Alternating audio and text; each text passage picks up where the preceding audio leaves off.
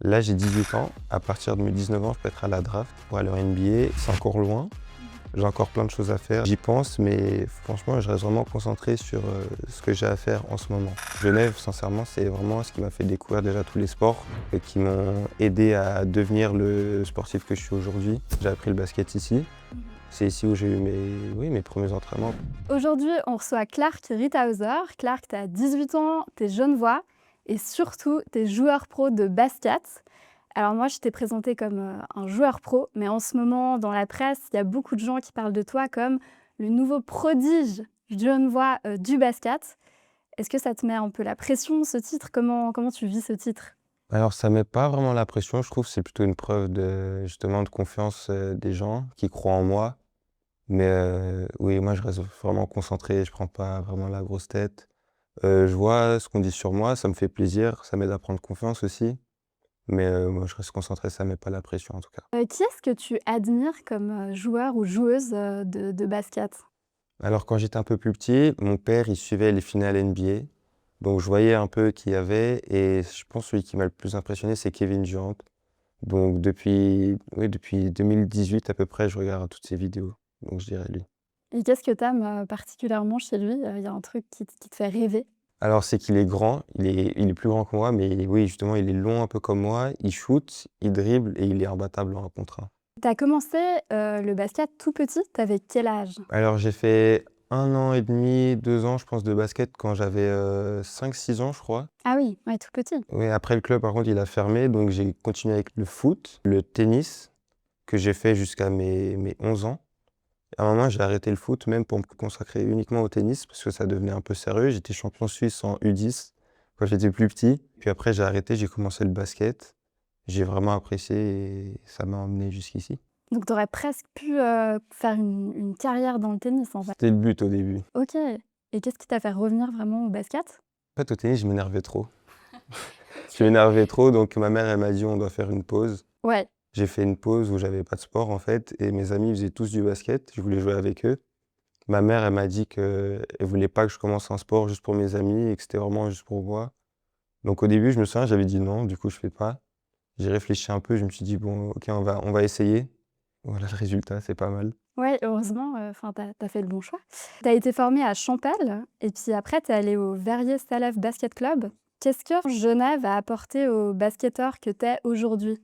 Fait tout, parce que j'ai appris le basket ici. Mmh. C'est ici où j'ai eu mes premiers entraînements, premier entraîneur. Je trouve que j'ai eu pas mal de chance aussi dans où je suis tombé, en fait, avec des bons coachs tout le temps, notamment Mickaël Delaville. C'est celui qui m'a, en fait, tout appris un peu en Suisse. Oui, donc Genève, sincèrement, c'est vraiment ce qui m'a fait découvrir déjà tous les sports et qui m'ont aidé à devenir le sportif que je suis aujourd'hui et à découvrir le basket, justement. Tu parlais de tes coachs, c'est quoi le meilleur conseil qu'un coach t'ait donné jusqu'à aujourd'hui?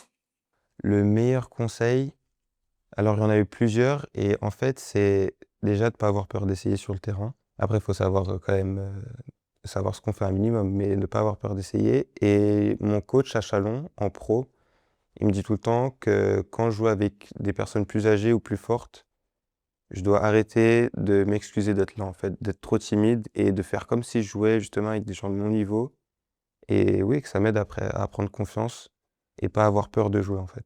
Donc c'est quelque chose que tu appliques encore, enfin, tous Oui, les jours quoi, à chaque fois que tu oui, c'est joues? ça. Donc on a parlé du meilleur conseil, mais c'est quoi le pire conseil peut-être qu'on t'ait donné? Sans accuser personne, mais Alors, le pire conseil, j'ai pas vraiment eu de conseils négatifs, mais souvent, je sais qu'il y a quelques coachs qui croyaient pas en moi. Ils me disaient que j'avais pas le niveau d'aller à Chalon, que j'allais revenir après 2 mois. Moi, ça m'a juste, en fait, donné envie de leur prouver qu'ils avaient tort. ensuite tu as quitté Genève à 15 ans, et tu as rejoint, l'Élan Chalon, donc en France. Qu'est-ce que tu as trouvé là-bas que tu as pas trouvé finalement à Genève?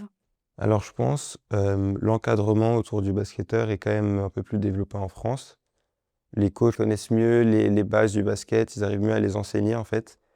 Et oui, j'ai eu de la chance de tomber vraiment sur des bons coachs. Je suis avec, Romain Chenot, par exemple, qui est connu pour être un des meilleurs, coachs formateurs en France. Et oui, donc je pense que c'est surtout ça la différence entre ce qu'il y a à Chalon et ce qu'il n'y a pas à Genève. Et tu penses qu'on devrait améliorer quoi, vraiment à Genève pour le basket ou même en Suisse en fait? Alors j'ai vu, au CNBS déjà, ils commencent à mettre des choses en place justement pour bien encadrer les basketteurs. Mais je pense, ce qui manque, ce serait oui justement des jeunes coachs un peu partout en Suisse, qui puissent vraiment bien former les jeunes dès le plus jeune âge pour qu'ils puissent partir ou oui, pour pouvoir mieux se développer en fait. Parce que souvent, si ils sont pas bien, entraînés dès le début, ils ont un retard et après c'est compliqué de partir pour pouvoir, envisager une carrière professionnelle. Il faudrait commencer en fait très tôt finalement, Alors peut-être pas forcément, mais tomber en tout cas sur un bon entraîneur. Par exemple, moi j'ai commencé à 11-12 ans. Je suis tombé avec un bon coach qui m'a bien formé, mais ça m'a permis de partir, à 14-15 ans. Tu as aussi été courtisé par des universités américaines. Tu as fait plusieurs visites, au Nebraska. Pourquoi tu as préféré signer finalement un contrat pro en France? Est-ce que tu peux nous raconter un peu? Alors les gens, ils ont de la peine à comprendre justement, ils voient les universités, ils voient l'argent là-bas, ils voient peut-être de l'exposition. Mais si on y réfléchit bien en fait, là j'ai 18 ans, à partir de mes 19 ans, je peux être à la draft. Il faut savoir qu'à la draft du coup pour aller en NBA, plus on est jeune, plus on est attractif par les équipes. Donc si je partais aux États-Unis, j'étais obligé de faire, 2 ans en fait, de jouer les matchs, m'entraîner là-bas pendant 2 ans, donc ça allait faire que j'allais être à la draft à 20 ans et c'était un peu plus risqué. Alors qu'en Europe, quand on est jeune et qu'on peut jouer dans une équipe où il y a des Américains, par exemple, avoir du temps de jeu avec des pros, aux États-Unis, ils nous voient comme un pro déjà et même si je joue 15 minutes et que j'ai des bonnes stats, pour eux, il y a plus de confiance, pour un joueur européen qui joue en Europe qu'un joueur, aux États-Unis qui a à peu près le même temps de jeu et les mêmes stats, en fait. Donc tu vises, quand même la NBA, c'est comme, Oui, un de tes buts absolus? c'est OK. l'objectif principal. Et puis tes proches, ils t'ont aidé à prendre cette décision ou tu as eu des conseils, des avis? Mes parents, ils me donnaient pas mal de conseils. Eux, ils voulaient que j'aille aux États-Unis, par OK. contre, mais je regarde surtout avec mon agent qui, lui, vraiment, il s'y connaît bien et il m'aide à me conseiller. Il me dit jamais quoi faire, juste il me dit justement les propositions et qu'après, c'est à moi de faire mon choix. J'ai entendu dire que Clint Capella, il t'avait aussi donné des conseils. Est-ce que c'est vrai? Oui, c'est vrai, c'était avant le choix de Chalon, en fait, parce que j'avais des propositions en Espagne, Mmh. j'avais Antibes et j'avais Chalon et en fait, j'hésitais entre Antibes et Chalon parce que pour moi, l'Espagne, c'était un peu trop tôt et justement, il est venu m'écrire pour me donner des conseils et ça m'a aidé à choisir. Et il t'a dit quoi, comme conseil exactement? Alors, son premier conseil, c'était d'aller à l'endroit où je pensais que j'allais le mieux progresser, où il y avait les gens les plus forts et que pendant cette période, je devais déjà fallait se concentrer sur, la nourriture, comment on mange, bien manger, la récupération et pour lui, le plus important, c'était de faire déjà de s'entraîner plus que tout le monde et de faire des 1 contre 1. OK. Il m'a bien précisé ça. Alors, tu as aussi passé ton bac, cet été. Bravo d'ailleurs. Merci. Comment tu fais pour concilier, ta vie d'étudiant avec ta vie de joueur pro? C'était l'année dernière du coup et l'année dernière, j'étais pas pro. J'étais en U21 en espoir. Et en fait, c'est assez simple parce que ils ont fait un système pour adapter en fait les heures de cours et les entraînements.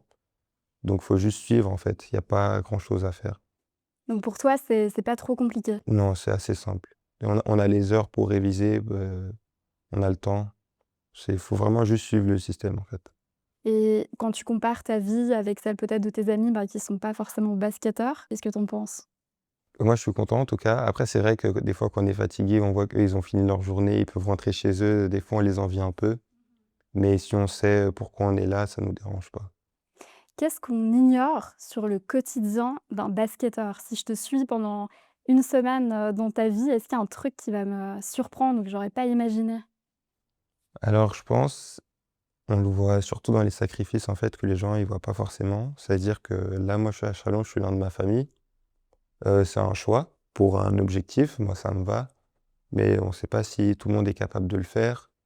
Se lever tôt, aller travailler. Par exemple, je vois peu mes amis de Suisse et c'est pas un choix, c'est un sacrifice à faire pour, l'objectif. Tu seras éligible à la draft NBA en 2027. Alors déjà pour les gens qui nous regardent et qui connaissent pas trop le basket, ça veut dire quoi, être éligible à la draft NBA? Alors être éligible à la draft NBA, c'est à partir de 19 ans en fait, on est éligible à s'inscrire à la draft et la draft en fait, c'est une soirée ou une cérémonie en fait, vers le début de l'été. où les équipes vont choisir un joueur, en fait, qui se sont présentés à la draft. Donc il y a une première soirée, un premier tour, où ils choisissent 30 joueurs. Chaque équipe prend un joueur, enfin plusieurs, en fait, comme il y en a 30. Ça, c'est la première cérémonie et ensuite, il y en a une deuxième avec le deuxième tour, où ils prennent justement 30 autres joueurs et du coup, chaque équipe aura plusieurs joueurs pour la saison d'après et c'est là où justement on arrive en NBA. Et donc tu pourrais être le 5e Suisse à rejoindre la NBA? Ce serait l'objectif. Et puis, est-ce que tu penses tous les jours à cet objectif, ou Pas tant que ça, en fait, parce que je me dis: «C'est encore loin, Mmh. j'ai encore plein de choses à faire, j'ai pas accompli, de grandes choses encore». Je sais que cette saison, c'est la plus importante, donc j'y pense, mais franchement, je reste vraiment concentré sur, ce que j'ai à faire en ce moment. Et ça te fait quoi quand même de te dire que peut-être tu vas rejoindre les meilleurs, joueurs? Bah, moi, je suis vraiment content. Au fond de moi, je suis vraiment content parce que c'est quand même un rêve. Depuis petit, je suis vraiment dans le sport et j'ai vraiment envie de vivre de ça, en fait. D'avoir le sport et puis quand il y a pas de match, pas d'entraînement, en fait, c'est les vacances et pour moi, c'est vraiment c'est le rêve un peu. Est-ce que toi, tu as une célébration perso, quand tu scores? Parce qu'on a vu, Monzambi pendant la coupe du monde qui célébrait ses buts et il disait: «Genève, ma capitale», il mettait vraiment Genève en avant. Alors pas tant que ça, en fait, mais en fait, justement, en le voyant le faire, je me suis dit: «Ah, j'aimerais bien faire la même». C'est un peu compliqué parce qu'on peut pas parler justement à la caméra pendant qu'on joue, mais je pense que je trouverai un truc bientôt. On arrive à la fin de cette discussion, mais avant de se quitter, est-ce que tu pourrais donner peut-être un conseil ou adresser un petit mot à, un fan ou une fan de basket qui nous regarde? Alors, je donne souvent le même conseil parce qu'il m'a aidé. Et en fait, c'est toujours être soi-même quand on joue, dans n'importe quel sport en fait. Quand on veut se faire remarquer, il faut pas essayer de se faire passer pour quelqu'un d'autre. Par exemple, moi, ce qui m'a aidé au basket, c'est pendant les détections, faut pas se dire: «OK, je veux tout jouer, je veux tout marquer pour montrer au coach». Parce qu'en fait, déjà, c'est pas comme ça qu'on joue d'habitude. Enfin, sauf si c'est notre jeu, mais si c'est pas ça, faut pas se forcer. Parce que ça nous amène à faire des erreurs. En fait, le coach, il voit, il se dit: «Bon, OK, lui, il fait pas mal d'erreurs, il joue pas vraiment son jeu». Faut juste être soi-même, faire ce qu'on sait faire. C'est ce que j'ai toujours fait, ça m'a vraiment aidé à me faire repérer même, même si je jouais pas forcément en attaque, par exemple et ouais, c'est être soi-même, en fait. Merci beaucoup Clark Ritthauser d'avoir, raconté ton parcours et puis on te souhaite une très bonne suite. Merci beaucoup.